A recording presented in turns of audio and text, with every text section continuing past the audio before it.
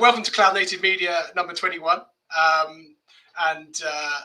We'll wait for a few more people to join, but it's very good to have you with us. And thank you so much for spending the time this evening to join us. I say evening, I mean, obviously you may be anywhere in the world, so whatever time of day it is for you, always good to have you along. And also anybody watching on catch up, always good to have you too. Lovely to be able to speak to you tonight about these wonderful topics. So we have a fantastic program tonight, but first of all, I must introduce our live British Sign Language signer. So if we can have the signer up, that would be brilliant.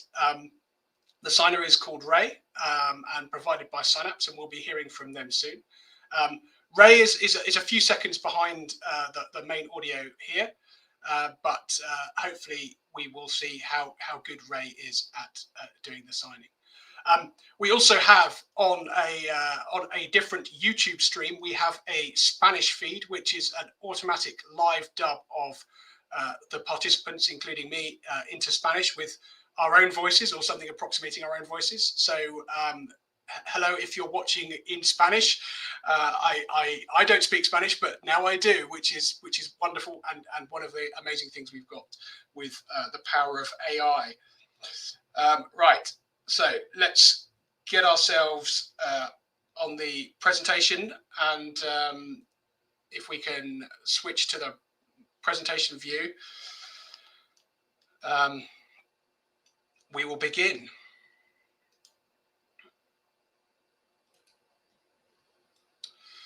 So coming up today, we have got a lovely security talk from Jen from Secarma, which we should hopefully we'll hear all about some of the big security issues that have happened this year and what that means and you know, what we should be worried about in 2026 maybe. And then we've got our very own David Jaguar, who's going to talk about what outages we've got in what outages we've had recently in cloud. So a little bit of the AWS, Azure, and Cloudflare, wasn't it, that we experienced recently? So that should be an interesting one too. And then finally, Will from Signapse is going to talk about ethical AI in accessibility, which is absolutely fantastic. And I. You know, I do think Signapse have come up with a really great use case for AI that is a fantastic antidote to all of that doom and gloom that we've been experiencing. So let's move on. Can we have the slides back? Yeah, great. Thank you. Just say hello to Ben, by the way, in the background, who is driving our production tonight. So well done to Ben, and thank you very much for doing this for us. So Cloud Native Media, we're an informal group.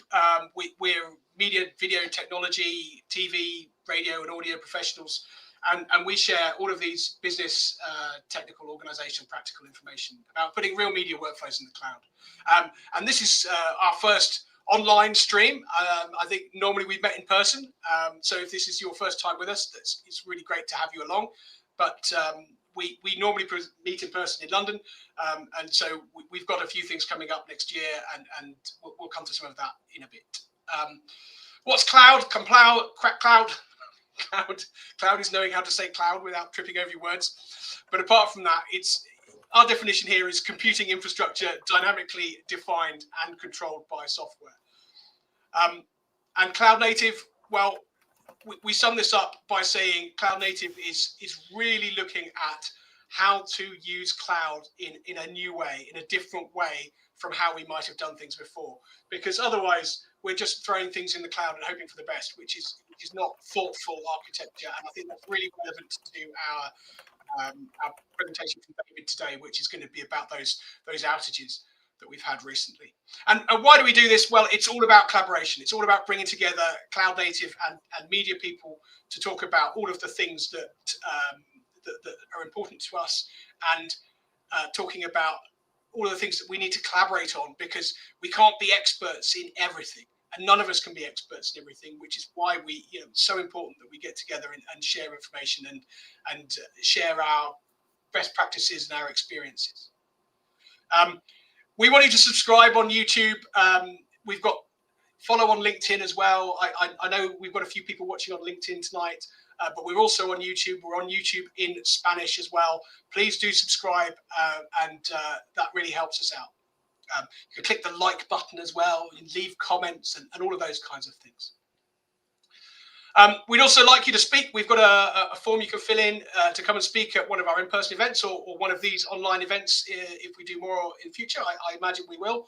So fill in the form and let us know what you'd like to come and speak about. So David and I have been organising Cloud Native Media for three and a half years or so now. As I say, our first online event, and hopefully we'll be doing some more of those. We do have all our past in-person events captured video, and they're available to watch on our YouTube channel. So some sponsors, and we might need to put some other people's mics live in a moment, Ben, for this, but we'll start with the first sponsor, which is my new company, or my new brand, which is Markham Digital Media, and I'm offering a business where we have lots of partners, and that includes Secarma and Jen. It includes David and LiveWyer. It includes software development. It includes training. It includes a few other people as well. So if you are in media and you need any of those things, I am very, very pleased to help you along with that. So, Will, are you able to say a few words about SyncWords and Signapse? Yeah, can you guys hear me? We can hear you. Yeah. Perfect. Well, it's a pleasure to sponsor the webinar and the event tonight. We are Signapse, and we provide AI sign language translation. For any of you who understand BSL, apologies for the speed that Ray is going at right now. We're working behind the scenes to find out why she is overcharged, had too much coffee today.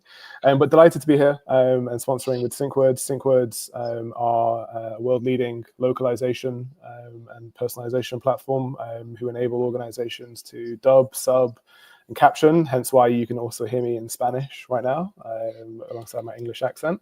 And we're delighted to partner with them to also offer live sign language localization alongside what they do. Awesome. Awesome. And our final sponsor, if we can get this to flip over, we've got David from LiveWire. Yeah, hi everyone. David, the director of LiveWire here. I'll touch on a little bit more about our services ahead of the presentation later, but it's obviously great to be here this evening. Awesome. Thank you, David. Always lovely to have you along, and I hope we will make a great event this evening. Right, let's go back and talk about a couple of other things before we move on to our first speaker, who will be Jen. Let's just get through. So there we go. So we've got a community diary. We've got a few events coming up. Obviously, it's almost Christmas, and there's a few things going on. I'm speaking tomorrow night at this We Build AI group. That's in central London. I'm going to be speaking about navigating the new world of AI and cloud. We've also got tomorrow night another great meetup, which I can't make because obviously I'm speaking at the one, which is AI for the rest of us. AWS reInvent is next week. I suspect no one who's with us is going to that. You might be, I suppose, but I think that's mainly interesting for I guess a lot of the announcements that we're probably likely to see from that event, and we've had a few pre-event announcements already. So we've got Cloud Native London, London DevOps coming up, and then on the 10th of December, and we'll come to this in a second, we are having a Christmas party. And I'll come back to that in a moment. We've got the Bristol Media and Entertainment Mixers Christmas wrap-up on the 11th, and also, again, another clash, the Rise Christmas drinks. So that's all about women in broadcast, and I would dearly love to be going to that one, but I'm already going to the M&E thing. So lots of events coming up, and plenty more too. That's just a little selection. So our Christmas party, it's going to be an invitation-only event, but I think all regulars at Cloud Native Media will be gladly invited. If you are watching this and you'd like to come along on the 10th of December, it's going to be in West London. Then please do drop a comment on the stream, or drop me or David an email or a message directly, and we would love you to come along.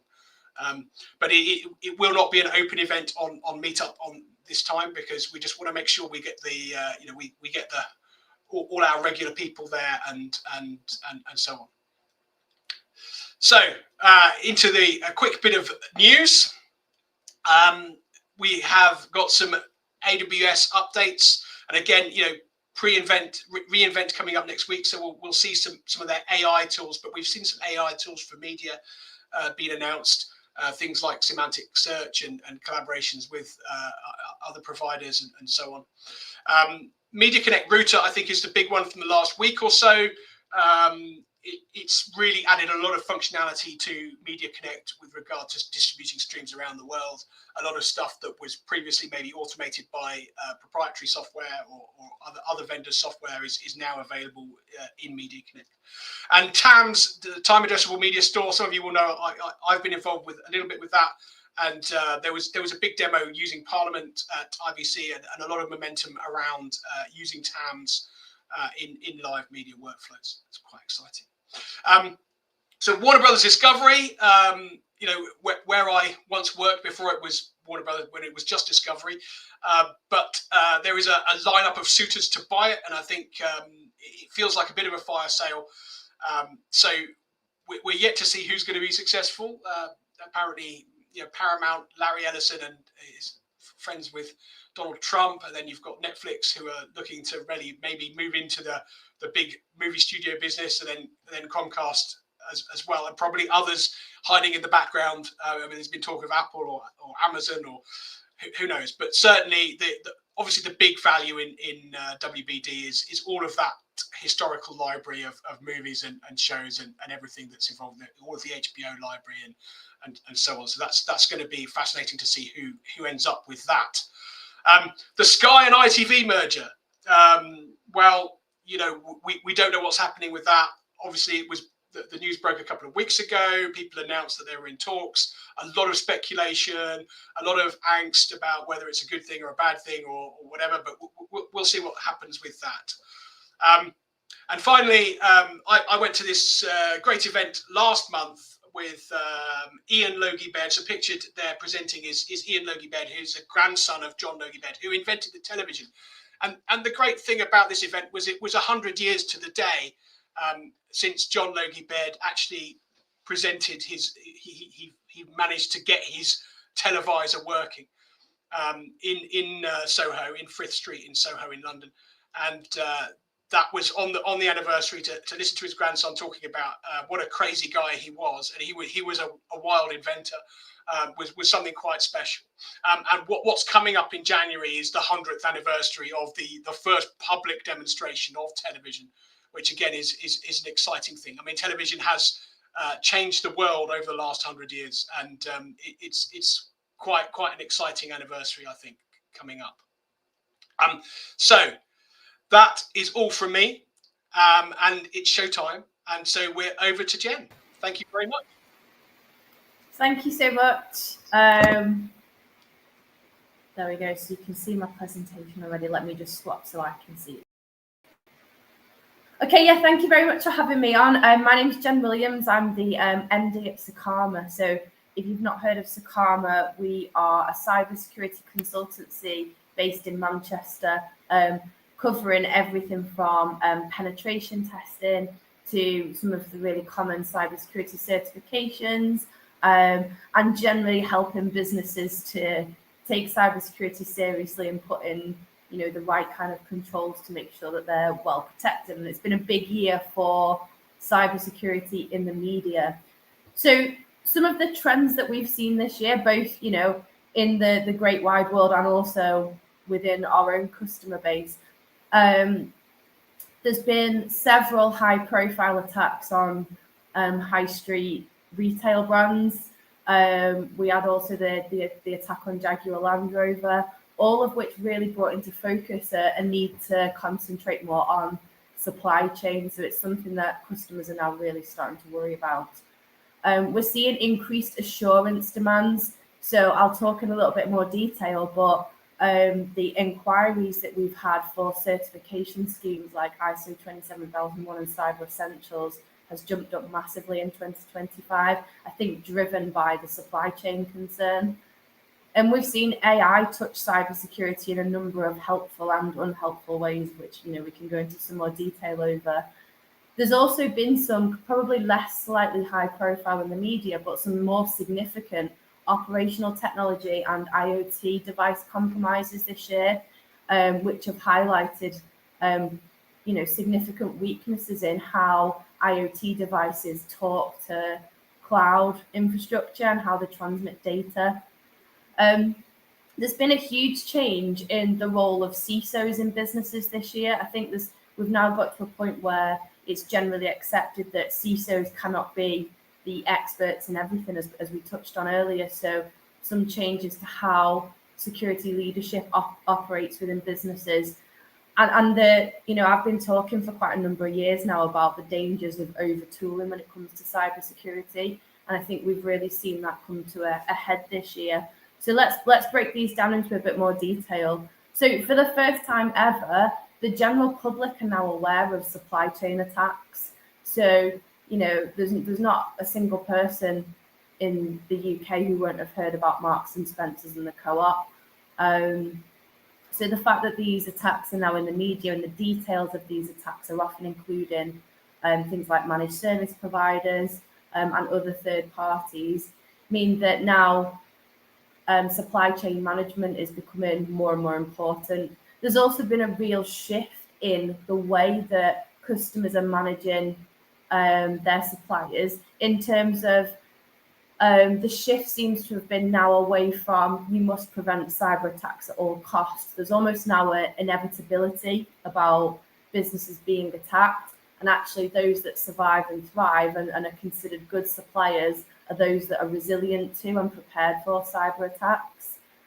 One of the nice outcomes for those of us in security roles from all the media coverage has been that now that cybersecurity is starting to make its way up to board level and is a hot topic of discussion.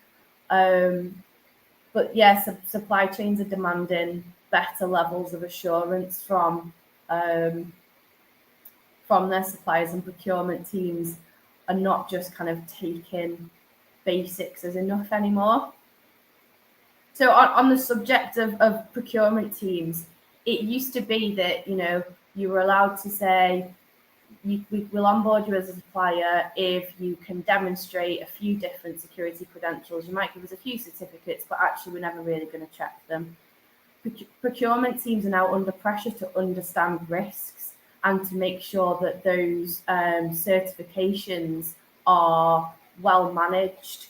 So for that reason, well-established schemes like Cyber Essentials have seen a significant jump for supply chain purposes. So we know this because when we mark Cyber Essentials assessments, one of the first questions on it is around the business's motivation for gaining certification.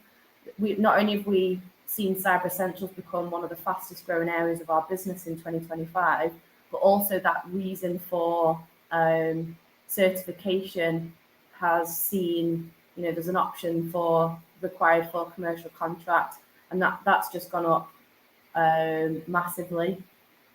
We're also seeing a lot more attention placed on scoping of certifications. So Jaguar Land Rover was in the media in terms of, they had a Cyber Essentials certificate. So there's lots of questions asked around, how valuable is Cyber Essentials if this huge organization still got attacked when they had Cyber Essentials.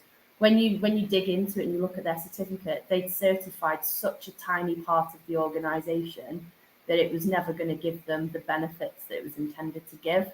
So we're now seeing procurement teams be a bit more picky about scopes and really diving into, why organizations are really certifying, quite limited parts of their businesses. And the other kind of positive impact of that is we are seeing more and more organizations wanting to actually make standards just the way they work. So things like ISO 27001, we're seeing businesses approach us not just because they want a certificate, but actually they want a better framework for managing information security to make sure that their business is more resilient and that they were seeing real business benefits from it, whereas maybe in previous years it would have been to maintain a commercial contract. AI is a difficult one because there is a lot of noise about AI in the market in terms of cybersecurity. So lots of software providers and monitoring tools will market themselves as being AI driven, and the word AI is everywhere, sometimes without much meaning to it. So it's making purchasing of tools and software quite difficult for cybersecurity teams. However, impersonations and phishing has become, much more realistic, and is now, it's put phishing attacks back up to the top of the list as the main way that businesses are being compromised. Accidental insider compromise is a huge part of this because of shadow AI. So businesses might have policies about, not using AI in certain ways, but individuals can still get access to those tools, and that you see horror stories of Copilot not respecting organizational permissions and salaries being accidentally shared with the wrong people just through using the search function of Copilot. And it places a real focus now on cyber hygiene in a way that it probably wasn't there a couple of years ago. So there's been a new drive to make sure that things like permission sets are accurate, and that, staff don't have access to things they shouldn't. But also now, using AI, a very low-skilled individual can craft exploits. So whilst the common AI tools will say, we're not allowed to give you specific exploits because it's against our rules, if you like, there are plenty of tools out there that, somebody with very low cybersecurity skill can exploit, what I'd call the low-hanging fruit of vulnerabilities. So cyber hygiene practices like making sure devices are up to date, making sure that you're only using manufacturer-supported operating systems have become key. OT and IoT compromise. So the UK government had an attempt at legislating to make IoT devices more secure. I wouldn't be surprised if the vast majority of people watching this have never heard of the PSTI Act, the Product Security and Infrastructure Telecommunications Act, that became enforceable in 2022. And I think that kind of gives an indication as to how effective that legislation's been in making IoT devices more secure. There's been a huge rise alongside that in IoT devices being brought into businesses and brought into the homes. Whilst there's been some efforts to secure the devices, they're being compromised by their cloud architecture and by poor app development practices. So there was quite a large case this year where a smart grow light manufacturer was compromised via an open AWS bucket that had IP addresses and network passwords in it. So these really kind of quite basic attacks are now being used to compromise IoT infrastructure. We find as well that in the kind of manufacturing industry, there's quite poor knowledge of network management. So Jaguar Land Rover, when they were doing their investigations as to how all of their the robotic arms had been compromised, there was very little network segmentation that happened in that business, and that was what allowed such kind of catastrophic lateral movement. I talked about changing the CISO role. The role is now becoming too broad to be managed by a single individual. So you now have to be aware of technical threats, risk management, you have to be a compliance expert, you have to be a legal expert, and now you have to be an expert in AI too. So there seems to be this real scapegoat mentality that's crept into the role this year, and you'll see lots of CISOs complaining about, being the person who can't get budget to implement their projects, but then something goes wrong and they're the person that ends up really under the spotlight because the project hasn't been implemented. It's no longer a technologist role, it's very much a communicator's role. And we've seen a real rise this year of both the DCISO, so the deputy CISO, and the virtual CISO, because that day-to-day operation has just become far too large for one person. Overtooling's been a persistent problem in the last few years in cybersecurity, and the way I'd describe what I mean by overtooling is businesses buy too many tools and actually they don't implement them in a way that makes the business better for it, which means that those analysts and engineers who are looking at the outputs of those tools are suffering from data overwhelm, and there's a real lack of actionable insights.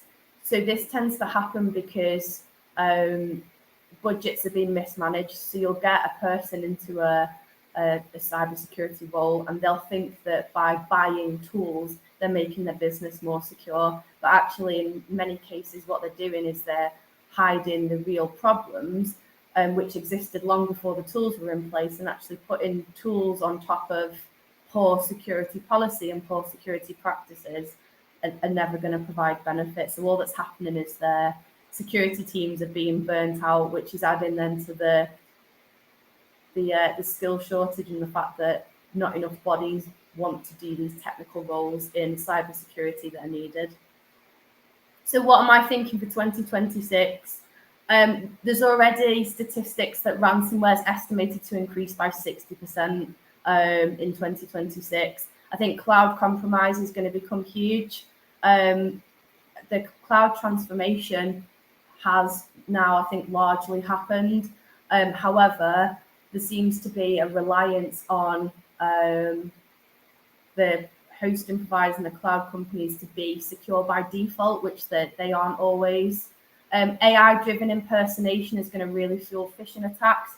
So Secarma this year managed to do a deep fake of me that my own husband believed was me. And it wasn't expensive, it wasn't difficult, and it was taken from a 3-minute Teams video. So that AI kind of driven Teams call that causes somebody to take action to let an attacker in is going to be a huge problem, and detecting those fakes is getting harder and harder. I think we're going to continue to focus more on incident response rather than incident prevention. So I'm expecting businesses to be really looking more at their kind of fire drills for cyber attacks rather than investing lots in preventing them in the first place. I also predict that at some point cyber insurance will not be a thing. It's becoming more and more difficult for insurers to cost up the risk of cyber attacks, and therefore that operating model just isn't sustainable. So yes, thank you very much for allowing me the opportunity to talk to you about what I've seen this year. I hope it's been useful, and I hope some of the predictions come true, and then it makes it look like I've got a crystal ball.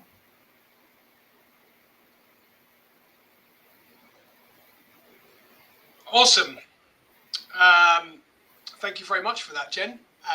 And I guess just seeing that Ray has frozen somehow, we'll have a look at that whilst I guess we switch over and have David O'Dwyer from LiveWire talking about the outages that we've experienced recently on cloud providers.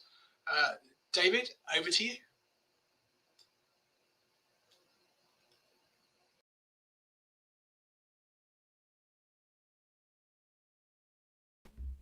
Perfect. Okay. Thanks, everyone. It's strange doing it online for this audience, but it's it's really good to be able this opportunity with you all to go through some of the recent cloud outages that we've seen in the last 2 months. There's obviously been a number of them, and there's been a lot of confusion in the industry of what that means. So yeah, it's good to be able to go in and understand that better.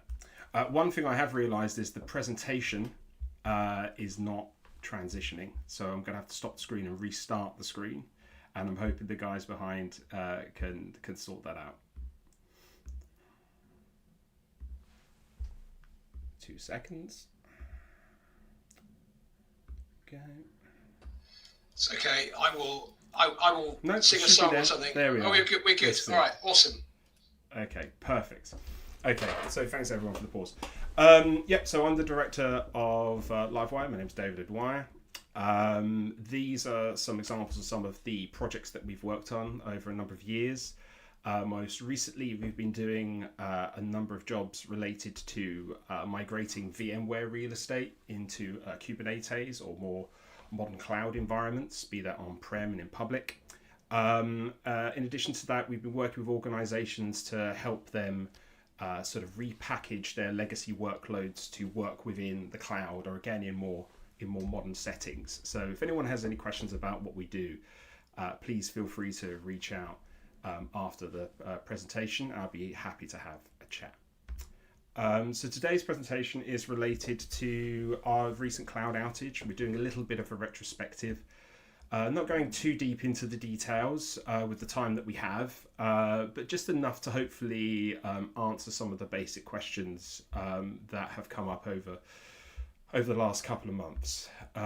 So as we know, last few months we've seen a number of key cloud service providers fail in spectacular ways, in very public ways, which has highlighted their importance, but also highlighted the concerns of a number of organizations which are reliant upon them.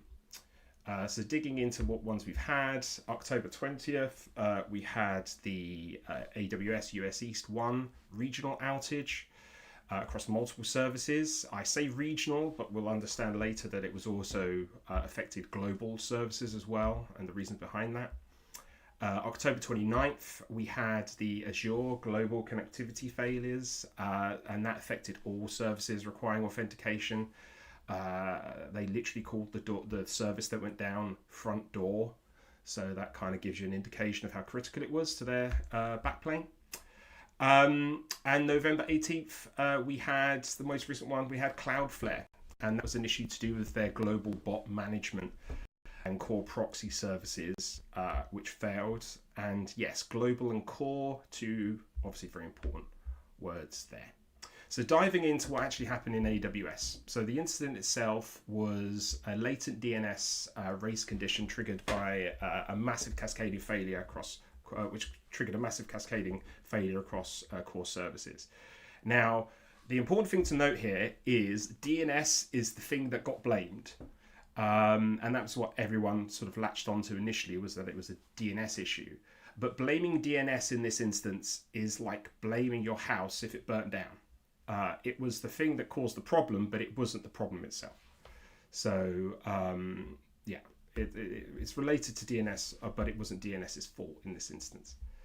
It was about 15 hours downtime, core impact, and 24 hours to get fully restored. So the long tail services where they were systematically bringing back services, and I'll touch on that at the end, about how to fail back. And a lot of the time down for a lot of services wasn't the actual issue, but it was slowly bringing services back online afterwards. So as I said, 113 AWS services, including DynamoDB EC2, Lambda SQS, all were affected in the US East 1 region of AWS, which is their primary region. So the basic root cause is a DNS race condition accidentally deleted all DynamoDB endpoint addresses. So it literally wiped out all the IP addresses in DNS related to a DynamoDB. And DynamoDB, for those who aren't aware, is a sort of storage database, a very scalable database. And AWS uses all of its internal services to power its other services. So a number of services internally was using DynamoDB to store state, to store information. The moment DynamoDB was unavailable, all those other services started to get issues as well. So diving a little bit deeper into the actual root cause analysis, what you had is you had two separate systems. You had a planner, DNS planner, and a DNS enactor. And what they did is they managed the IP addresses across an entire fleet of load balancers. And now these load balancers were in front of the global DNS entry for DynamoDB. And what would normally happen is that you get a plan, and then that plan gets passed over to another service, picks up as an action, and then it updates all of the IP addresses, or the IP addresses in the plan for all of the various load balancers. So you imagine lots of scale, hence why they separate this out. But what happened in this instance is that there was a plan that was being enacted, but it was really slow. So it was a very large plan. There was some sort of condition where it didn't quite get processed as quick enough. So you had this really slow plan in action. At the same time, with exactly the same timestamp to the millisecond, another plan was enabled, right? And that got picked up as the active plan because this hasn't registered as it succeeded or finished or completed. So this raced ahead. And what happened is this then enabled all of those IP addresses, updated IP addresses.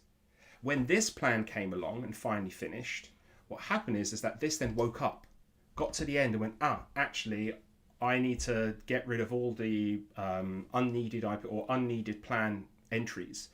And it registered the active plan as obsolete because it thought, this is the active plan, that's obsolete now. But that was actually the active plan. So what then happened is it deleted all the IP addresses, removed them all from the load balancers, which then caused this massive cascading issue throughout all of the services. So this was compounded by the fact that because there was no IP addresses in the system, they couldn't update. They had to do everything again from scratch, which then caused these sorts of issues. And the fact that US East 1 hosts a number of their global control plane services, their internal control plane services, this caused issues across multiple different regions as well. So not great. So let's moving on to Azure. So it's not just AWS that had an issue. Azure, the incident was global connectivity failure where the edge nodes refused incoming connections. Duration 8 hours, 24 minutes, very, very specific time that. Services affected was Azure Portal, Teams, which no one minded, Outlook, which again no one minded, Xbox Live, which people did mind, and Azure AD, a lot of tech people minded. So the general root cause around this was a configuration change exposed the latent bug which bypassed all their safety validation.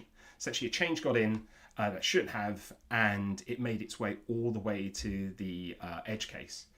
So what actually happened?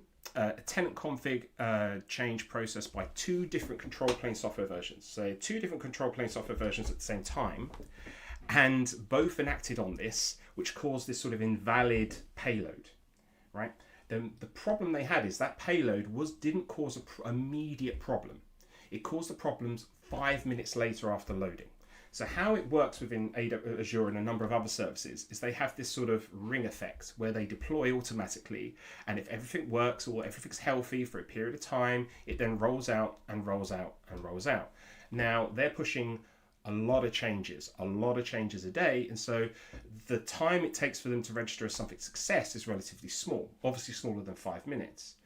So what happened is this change got rolled out, distributed globally, and then the issue happened, and then it just cascaded all the way through. They did have an issue where their last known good backup was corrupted by this, because again, they registered this as good. So this got put in as the last good config, so they couldn't automatically fail back as easily. So this is this was a completely different area, but again, it got blamed on DNS because at some point DNS was involved in terms of where the bug was crashing. But it was really to do with this very unique set of circumstances with this payload. Moving on quickly, Cloudflare services. So the incident we had was connectivity issues characterized by oscillating availability. So this thing was just going up and down every 5 minutes. And I'm sure anyone who had an alert system knew this and got massive alert fatigue because they were just getting spammed by services going up and going down. And I'll explain a little bit later why that happened. So this took about 6 hours in total, 3 hours of the major impact. And the services affected CDN, sites, workers, all of the main ingress services for Cloudflare. And again, what you'll realize is that Cloudflare sits in front of a lot of other infrastructure. So you can have infrastructure hosted on AWS, on Azure, on-prem, but a lot of people put Cloudflare in front of it because they have very cost-effective sort of denial of service protection. And it's become a bit of a standard component in a lot of architectures to put this in front of other architectures, which is why we saw such a major spread of this, And the root cause was a database permission change, doubled the config size. And we'll go into that now in a little bit more detail. So what they did is they did a routine security improvement to the database for the permissions. But what it had is some unique behavior that it changed the query behavior. And because it changed the query behavior, there's a particular file that gets generated every 5 minutes. And this file contains a bunch of metadata that their bot management or bot detection system used. And so every 5 minutes, if they're based upon the unique landscape, what's going on live, they would generate this sort of live file, feed it to their bot management systems, and then their systems would be able to detect shifts and trends and attacks from bots. So all good. But what happened with this database query is that it essentially doubled the size of this file. And it basically exceeded the limit in which they expected this feature file to have. So originally it was so it has a hard-coded 200 limit, and they hit it. So now this file got distributed everywhere, right? Got distributed on their systems everywhere. And what would happen is that the software that runs the ML bot protection was just crashing, which meant there was no incoming connections. They weren't allowing incoming connections because they couldn't validate them against this ML bot. Now, where the oscillation came in is that database update was a rolling database update. And so what if you were in the broken area of the database that had been updated, and if that was used, if that database, one of those databases was used on this automatic 5-minute sort of cron job timer, then it would send out a broken config. But if a query randomly hit one of the non-updated databases on the next 5-minute increment, it would send out a good config, and then all the systems were coming back up, which really confounded them because they were wondering if it was an attack because it was coming in these sorts of waves. But then they realized what was happening. They realized with the time, and then they were able to roll back the database issue or query change, which then slowly started to roll out services across. So how can organizations be better prepared in light of these events? Well, the first thing is, if you've got a time machine, then looking at what you can do before these sorts of events. One of the key things is hidden dependencies. So what took down a number of systems, a number of sites, a number of corporations wasn't the infrastructure, the public infrastructure, but it was the infrastructure that supports their infrastructure. So for instance, Docker was down, so you couldn't get to your containers. There are issues to do with alerting systems. So the systems set up for you to go in and monitor, they were down because of they had Cloudflare representation at the front. So a lot of third-party systems were unavailable that would normally tie into CIs and supply chains and the like. So ask the supplier, is this service I'm buying, is it regional, is it global? Should I expect this to be available if there is a regional? How wide is the SLA? How wide is the availability? Static versus dynamic failover. So, we all know that multi-cloud resilience costs money. So is the business impact of a 4-hour outage worth this? Or should you look at having a static or a lo-fi sort of light failover site? So when we did work at Comic Relief, one of the primary things that we installed in there was this idea of a light version of the main Comic Relief page for when we did sort of night of TV.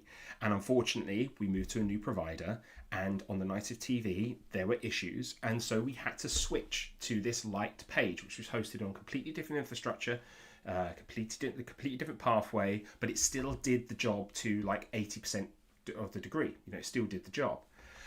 So organizations should be looking at the equivalent of that. If you've got a static page, you can survive the 4-hour. If you've got services, what's the minimum amount of services that you need to maintain revenue streams on an alternative provider that you can do? So during, right? During is obviously one of the most critical periods. So one of the key things we see again and again and again is this idea of time to decide.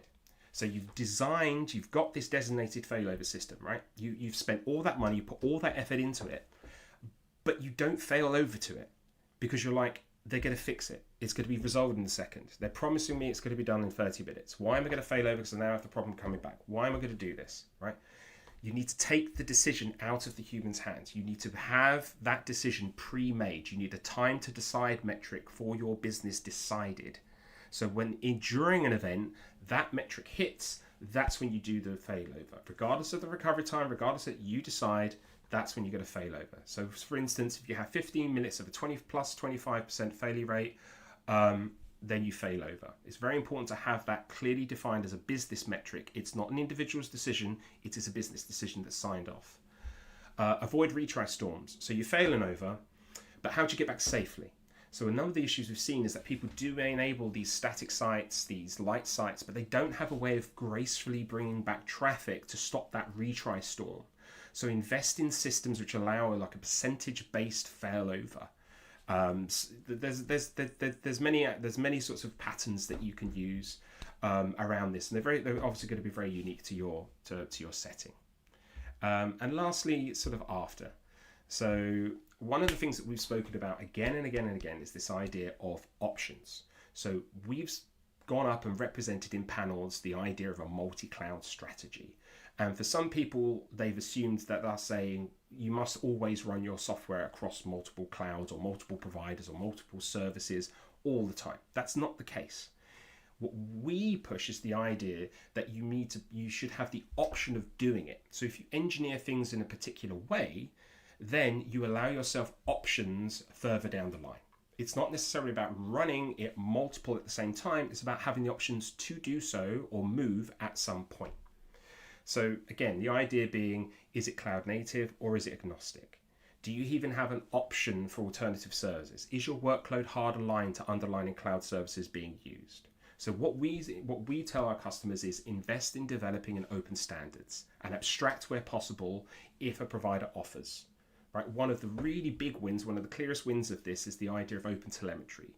So a number of organizations were hard coding all of their telemetry, their monitoring, their data logs, all to, say, a very specific telemetry provider, right? And then when it comes for the bill increases, when it comes to the end of year negotiations, they knew that they didn't really have a leg to stand on. So a number of organizations pushed back hard on the introduction of this idea of open telemetry standards, which would allow them to store or transmit and store and interact with services in an open way so that they can shift their data to other providers if needed. So lots of these examples exist. And I think it's something that companies should definitely look at going forward, as in these instances, companies may be saying, look, I'm not moving away from AWS, but those third-party providers that did let you down, can you move away from them? Are you tied to them? That's an interesting question. And on that, that's the end of my presentation. So again, thanks very much, Tom. I know I've overrun slightly, but again, I appreciate everyone's time on this. Thank you. Thank you, David. Really appreciate that. It's really interesting to hear those perspectives, and certainly, it did frustrate me that to hear so many people talking about DNS as you know, with lots of cheesy memes and everything else, without really understanding the problem on the AWS thing. So that's absolutely fantastic. Thank you, David. And so our final speaker for this evening will be Will from Signapse, who's going to talk about ethical AI, which is another great one. I think while we're just getting that lined up, if you have any questions for the speakers, we will be doing a short Q&A after Will's talk. So if you've got any questions, stick them in the chat, either on YouTube or on LinkedIn. If we have any Spanish questions, we'll do our best with those. And you know, just put them in the comments, and we'll see what we can do to respond to them. So thank you.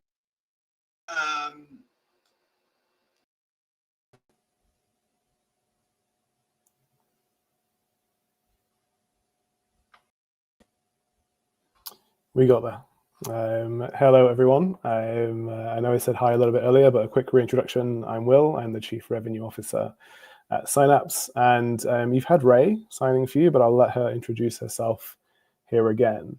Like I said earlier, it's a pleasure to be part of the event today, both as sponsor, being able to demonstrate our localization software alongside our partners, SyncWords, but also now to give you a quick overview, a little bit of insight into how we at Signapse are trying to build disruptive technology within AI, but in a deliberately ethical way. Like Paul said at the start of the stream, all you hear in the news is bad stories about AI, and we're really trying to do things slightly differently. So I've been given the privileged slot at the very end of the session off the back of some amazing talks. I do promise I will keep this concise. I was told to keep it under 10 minutes.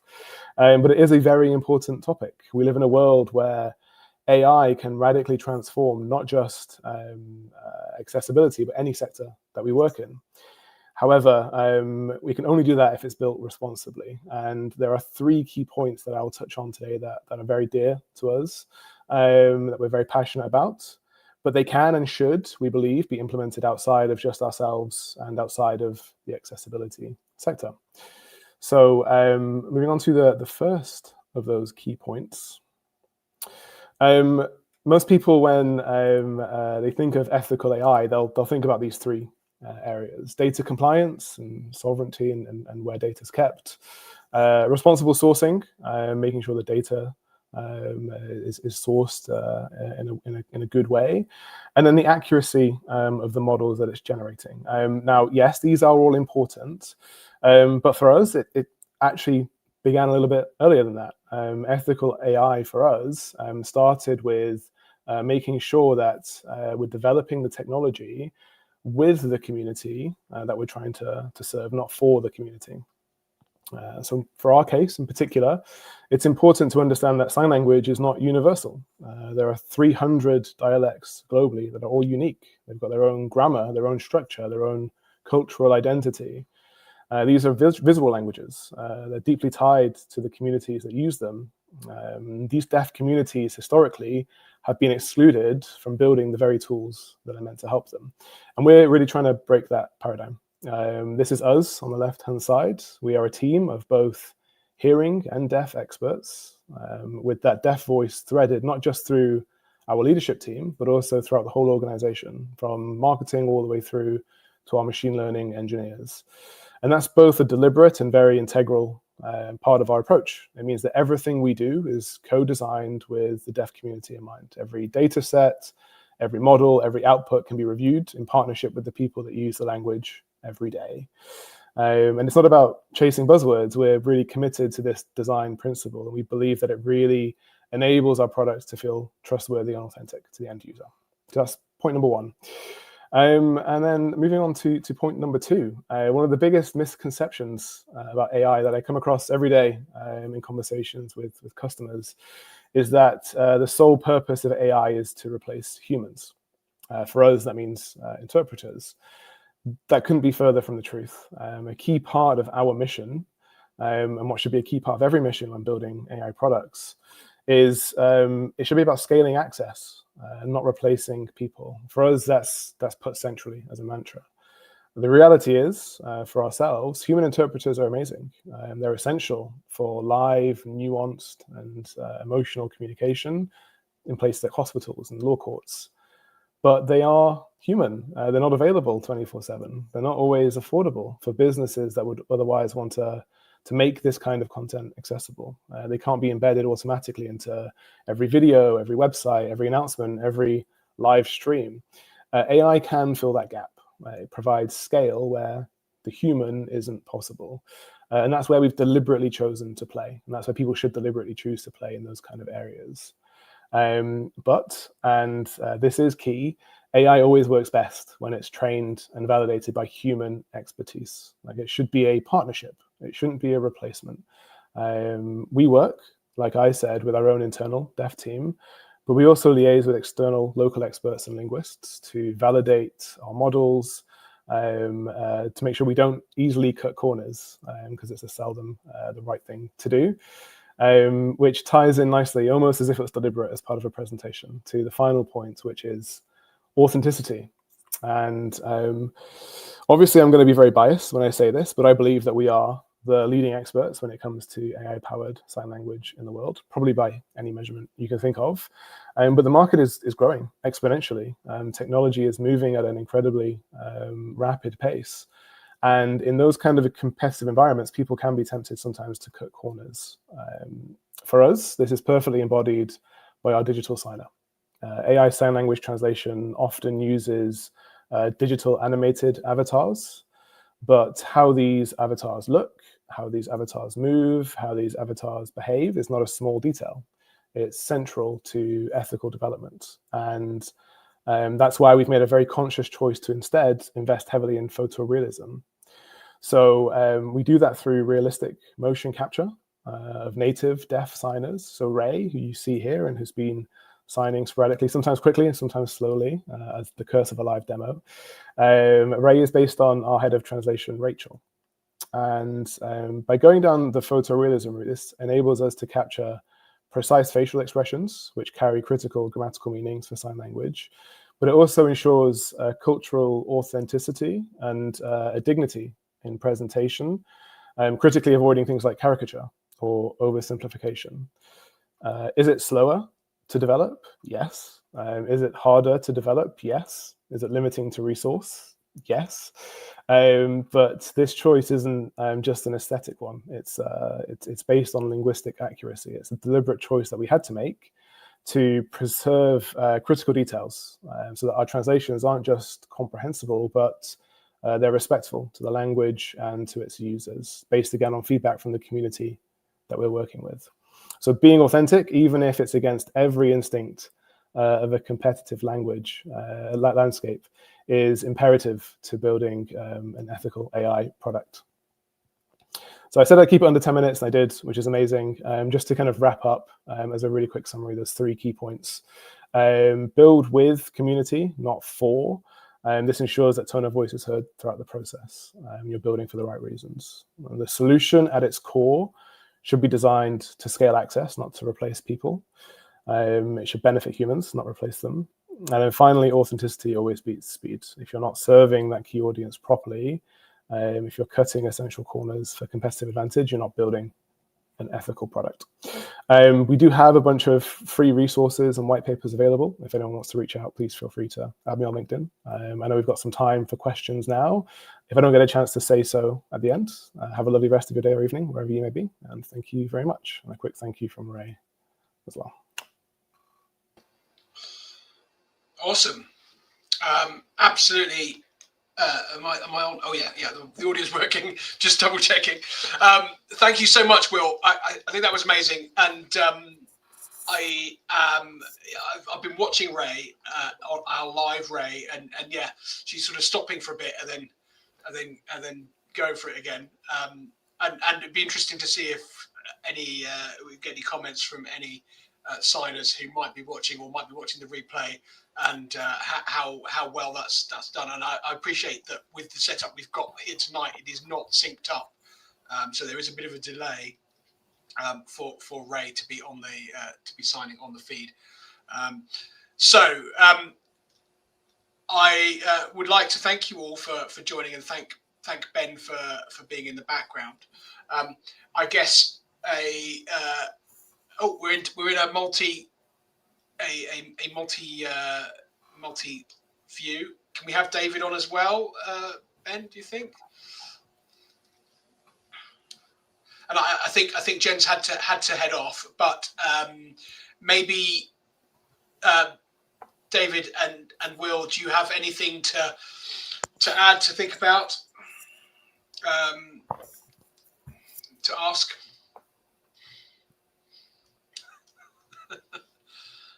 Oh, we've not got audio from David. I should put myself on mute as well and pretend to ask a question. There you go. No, I was going to say, obviously, if anyone's got any questions, please put them in the chat. But otherwise, happy to connect afterwards. Yeah. But it has been just obviously just extending out from my presentation. The chances of having those sorts of three critical issues across the three major cloud service providers within that sort of time frame. There has been a lot of questions around why is that happening now? Why are we seeing these sorts of clusters of issues happening now? And I know we've had the sort of first wave of sort of root cause analysis released by these businesses, but I'm really interested to see if this is a sort of recurring pattern that we see again heading into New Year. There's obviously been a lot of change within these organizations. They were traditionally very what they would call staff heavy, which has changed recently, and they've obviously introduced pushed heavily into AI tooling and AI development. So I'm interested to see if this is a trend that we see continuing into the new year, or if this was just an anomaly. Can I ask a quick question? Yeah. Who do you think dealt with it best? Because there was lots of defensive comments coming out and like you say, pointing the finger at things and lots of blame being thrown around. But who kind of dealt with the outage the best?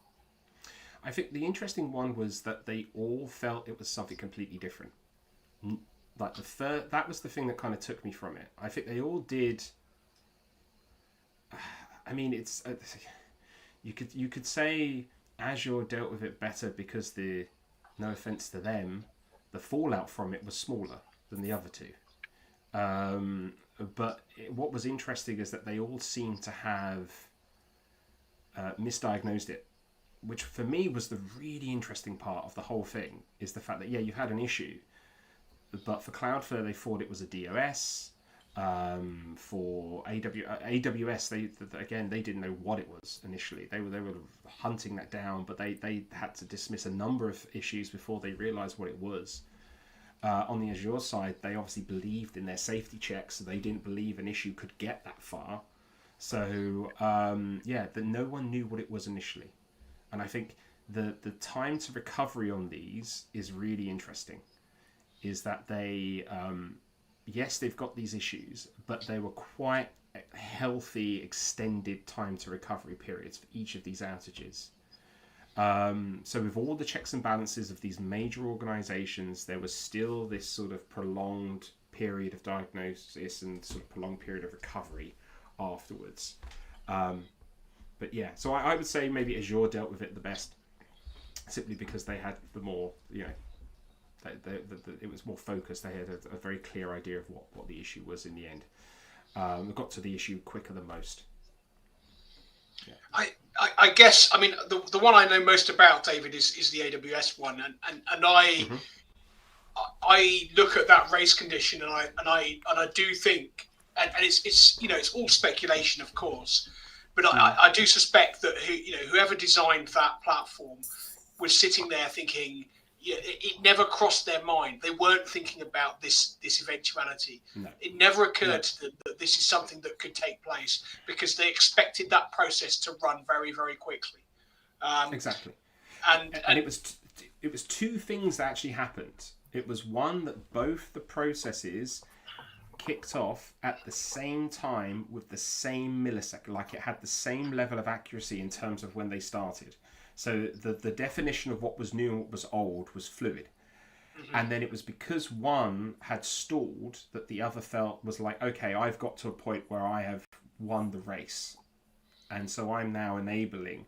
And then when the other unstalled because of the size of it, because it was slowed, then it carried on. So it was a very unique set of circumstances that caused that condition. So I'm less critical of them not having a control for that issue. I'm very critical of them having a control that didn't say, if you're removing all the IP addresses from all the DNS entries, stop. That I think would be a pretty easy one to implement in terms of, let's not do that. That's not good. So hopefully they've got that now. So we've got a question come in for Will here. So the question is, in a broadcast live video stream workflow, where would Ray best be inserted, in your opinion? It's a good question. It's a paid actor for SyncWords, probably, because I'm going to plug them. In taking a step back, we are a very sector agnostic product. We work across not just media, broadcast, or streaming, but every sector you can imagine. It's a very agnostic product. So for a live video stream, we elected deliberately to work with SyncWords because of their expertise in managing that workflow. Our model can ingest video, it can ingest audio as a live stream, but we prefer to ingest text. Ingesting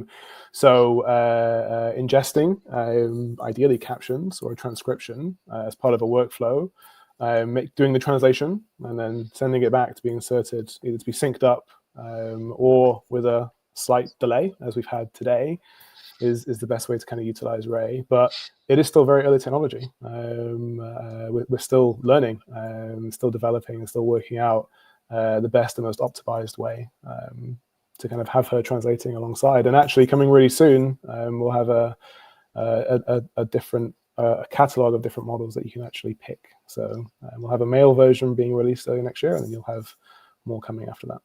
And you're going to do American Sign Language as well? Yeah, so alongside our first male signing model being available, we're also releasing American Sign Language early next year too. Fantastic. I mean, I think for those who are watching who are curious, I mean, what we're doing here is a little bit of a, let's say, a jury rig, because we're taking a feed from our software that we're using, StreamYard, to create the live stream. So we take a feed out of that. We're sending it via AWS through Media Live and Media Connect to SyncWords, and they generate, I believe, a transcript, and then they send that to the Signapse signer, and then they send us back an SRT feed of Ray, and then that is going to. I have another PC over on my right hand side, which is receiving that SRT and actually then acting as a participant in the webinar directly, as if it was a person on that PC with a camera. So that's why there is such a delay. And obviously, you wouldn't do it that way for a live broadcast for real. And I know I've seen demonstrations, Will, where you guys have overlaid Ray on a sporting event, for example, and that's, I guess, that's synced up with the action as well, so there isn't that delay. Yeah, so we do picture in picture, which is probably the smoothest synced version. Using this virtual camera, I think via OBS, is new, and it's really interesting to see it kind of work live. Like I said at the start, she was had too much caffeine, and then she's kind of slowed down at one point in the middle, and we're kind of running at a reasonable speed now, which is good to see. So it's been great to see it in action, and like I say, we kind of managed to put something together with BlueTack and Sellotape, and it seems to be holding its own. It's exciting. No, it is looking good, and also we've got the Spanish feed, which is synced up, and that is a little bit delayed from the English because of that. So we had a couple of people watching that, so be interesting to see what if there's any feedback on that.